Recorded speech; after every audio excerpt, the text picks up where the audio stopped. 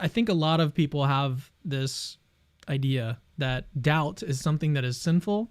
I don't want to overvalue doubt either. I think that's a mistake that is definitely made out there in the broader sort of church world, where right, this emphasis on doubt and deconstruction, and it's as if that's like the goal, as if that's a good in itself.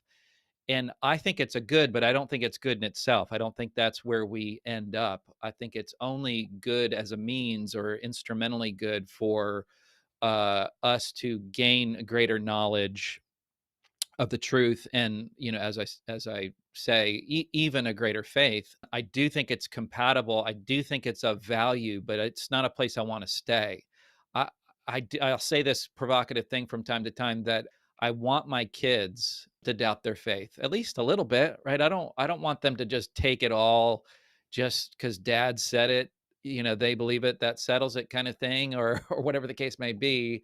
I want them to doubt, but I don't want them to stay there. I want them to see it as a value and move through it. So, um, but as it relates to doubt as sin, I think what I try to do in the book is boil doubt down to a sort of core statement of what doubt is, like what it is really in its most basic form, in its core form.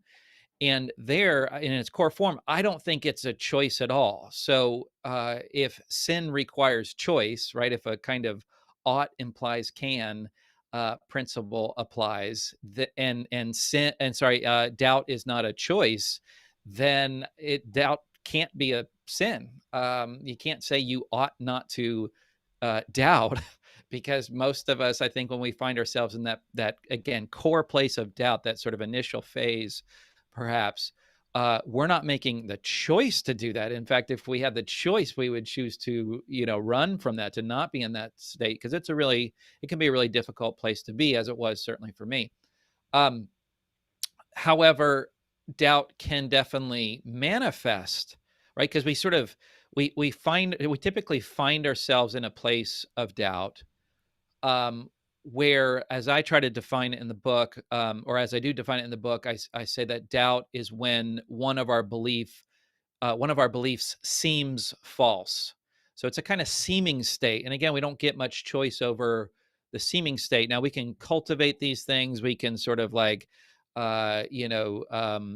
create the atmosphere for doubts to arise and so on. That's certainly the case. But for one of our beliefs to seem false, we don't get a lot of choice. But what we do from there, we've got a lot of choices. How we handle that, how we think of that, and I do think there are ways in which doubts can sort of manifest into sinful behaviors, perhaps. Right, I think that's what James is talking about in James chapter 1, when he talks about the double-minded man and so on. And commentators that I've looked at agree that this is more like behavior as it results from doubt, not necessarily just a mere sort of intellectual tension. And again, that's what I think of as the core place of doubt. So it's just when we have some honest struggles with our beliefs, I just don't see how one puts that in the category of sin. But again, what we do from there is very much a sort of morally evaluable, states of affairs. And so there's right ways to do it and wrong ways to do it. There's ways that I think are morally right and morally wrong, probably in some ways too. So.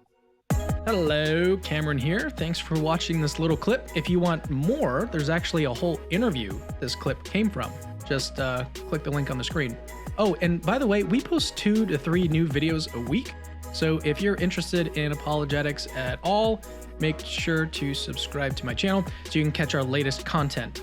And then lastly, remember that Christianity is true.